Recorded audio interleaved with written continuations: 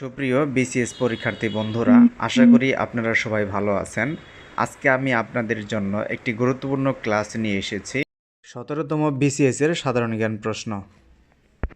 1 number, 1874 সালে ঢাকা শহরে পানি সরবরাহ করার জন্য প্রথম পানি সরবরাহ কার্যক্রম স্থাপিত হয় কোথায়? ক. সদরঘাটে, খ. চাঁদনী ঘাটে, গ. পোস্তগোলাই, ঘ. শ্যামবাজারে। ব্যাখ্যায় লিখে রেখেছি, এর অ্যান্সার হবে চাঁদনী ঘাটে, খ। ব্যাখ্যায় লেখা আছে 1874 সালে ঢাকা শহরে পানি সরবরাহের জন্য প্রথম পানি সরবরাহ কার্যক্রম স্থাপিত হয় চাঁদনী ঘাটে। কত সালে? 1874 সালে। কোথায়? চাঁদনী ঘাটে। চাঁদনী ঘাটে পানি সরবরাহ প্রকল্পে অর্থ যোগান দেয় ঢাকার নবাব পরিবার। সর্বশেষ পানি সরবরাহ কার্যক্রম স্থাপিত হয় মুন্সিগঞ্জ। এটি দেশের সর্ববৃহৎ পানি সরবরাহ কার্যক্রম। 2 নাম্বার, ঢাকার বড় কাটরা ও ছোট কাটরা শহরের নিম্নোক্ত একটি এলাকায় অবস্থিত। ক. চকবাজার, খ. সদরঘাট, গ. লালবাগ, ঘ. ইসলামপুর। এটার উত্তর হবে চকবাজার। ব্যাখ্যা: ঢাকার বড় কাটরা ও ছোট কাটরা চকবাজারে অবস্থিত। ঢাকার ছোট কাটরা ও বড় কাটরা চকবাজারে অবস্থিত। শাহজাদা সুজা বুড়িগঙ্গার তীরে বড় কাটরা নির্মাণ করেন 1644 সালে। কে নির্মাণ করেন? শাহজাদা সুজা। কোথায়? বুড়িগঙ্গার তীরে। কত সালে? 1644 সালে।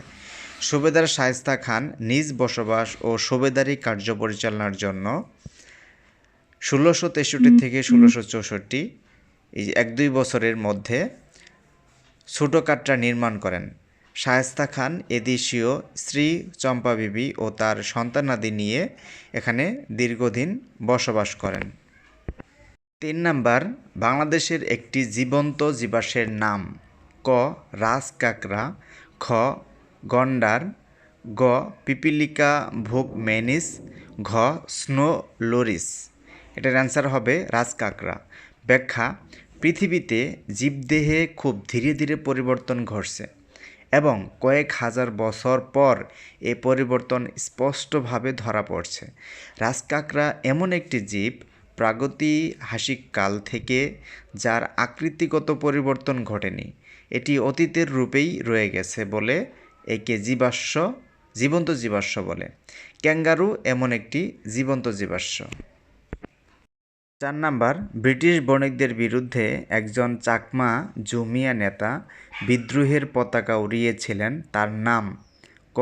রাজা ত্রিদিব রায়, খ. রাজা ত্রিভুবন চাকমা, গ.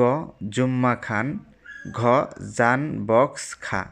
এটার উত্তর হবে গ নাম্বার, জুম্মা খান। ব্রিটিশ বণিকদের বিরুদ্ধে একজন চাকমা জুমিয়া নেতা বিদ্রোহের পতাকা উড়িয়েছিলেন, তার নাম হচ্ছে জুম্মা খান। 5.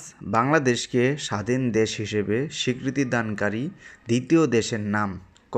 ভারত, খ. রাশিয়া, গ. ভুটান, ঘ. নেপাল। এটার উত্তর হবে ভারত। ব্যাখ্যা: বাংলাদেশকে স্বাধীন দেশ হিসেবে স্বীকৃতিদানকারী দ্বিতীয় দেশ ভারত।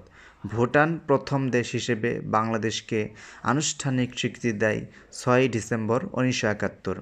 উল্লেখ্য, ভুটানের পরে ভারত বাংলাদেশকে দ্বিতীয় স্বীকৃতি দেয় 6 ডিসেম্বর 1971। এছাড়া রাশিয়া স্বীকৃতি দেয় 24 জানুয়ারি 1972 এবং নেপাল স্বীকৃতি দেয় 16 জানুয়ারি 1972। ভুটান ও ভারত উভয়ই 6 ডিসেম্বর 1971 সালে বাংলাদেশকে স্বীকৃতি দেয়, তবে ভুটান ভারতের কয়েক ঘন্টা আগে স্বীকৃতি দেয়। তাহলে এখানে আমরা প্রথম বলতে পারি ভুটান, দ্বিতীয় হচ্ছে ভারত, তৃতীয় হচ্ছে নেপাল, চতুর্থ হচ্ছে রাশিয়া।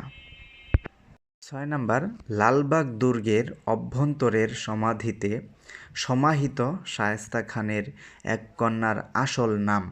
ক. পরী বিবি, খ. ইরান দোক্ত, গ. জাহানারা, ঘ. মরিয়ম। এটার উত্তর হবে ইরান দোক্ত, খ। ব্যাখ্যা: লালবাগ দুর্গের অভ্যন্তরের সমাধিতে সমাহিত শায়েস্তা খানের কন্যার আসল নাম ইরান দোক্ত। ইরান দোক্তের জন্য অন্য নাম ইরান চুক্তির অন্য নাম পরিবিবি। তিনি ছিলেন শাহজাদা আজমের স্ত্রী। ৭ বাংলাদেশে বাস নেই এমন উপজাতির নাম।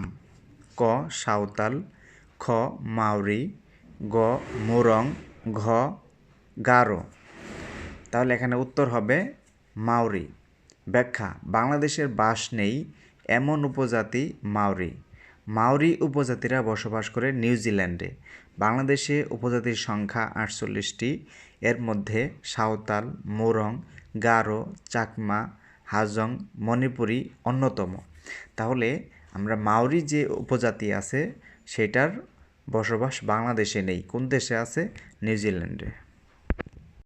৮ নাম্বার, ১৯৯৫ সালে যে প্রবন্ধকার বাংলা একাডেমি পুরস্কার পেয়েছেন?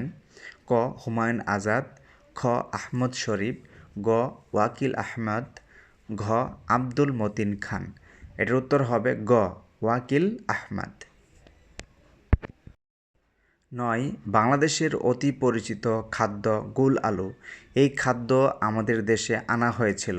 ক ইউরোপের হল্যান্ড থেকে, খ দক্ষিণ আমেরিকার পেরু চিলি থেকে, গ আফ্রিকার মিশর থেকে, ঘ এশিয়ার থাইল্যান্ড থেকে। এটার উত্তর হবে ক ইউরোপের হল্যান্ড থেকে।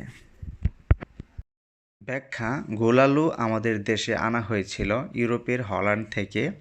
হল্যান্ডের বর্তমান নাম নেদারল্যান্ড। বর্তমানে গোলালু বাংলাদেশে অত্যন্ত জনপ্রিয় খাদ্য। তাহলে আমাদের মনে রাখতে হবে যে হল্যান্ডের বর্তমান নাম নেদারল্যান্ড। তাহলে গোলালু আমাদের দেশে আনা হয়েছিল কোন দেশ থেকে? নেদারল্যান্ড থেকে। ১০ বাংলাদেশে প্রথম চায়ের চাষ আরম্ভ হয়। ক সিলেটের মালনীসরাই, খ সিলেটের তামাবিলে, গ পার্বত্য চট্টগ্রামের খাগড়াছড়িতে, ঘ সিলেটের জাফলংয়ে। এটার উত্তর হবে ক সিলেটের মালনীসরাই। ব্যাখ্যা: বাংলাদেশে বাগানভিত্তিক প্রথম চায়ের চাষ আরম্ভ হয় সিলেটের মালনীসরাই। বাংলাদেশে বাণিজ্যিক ভিত্তিতে প্রথম চা চাষ শুরু হয় ১৮৫৪ সালে। কত সালে? ১৮৫৪ সালে। কোথায় শুরু হয়? প্রথম সিলেটের মালনীসরাই।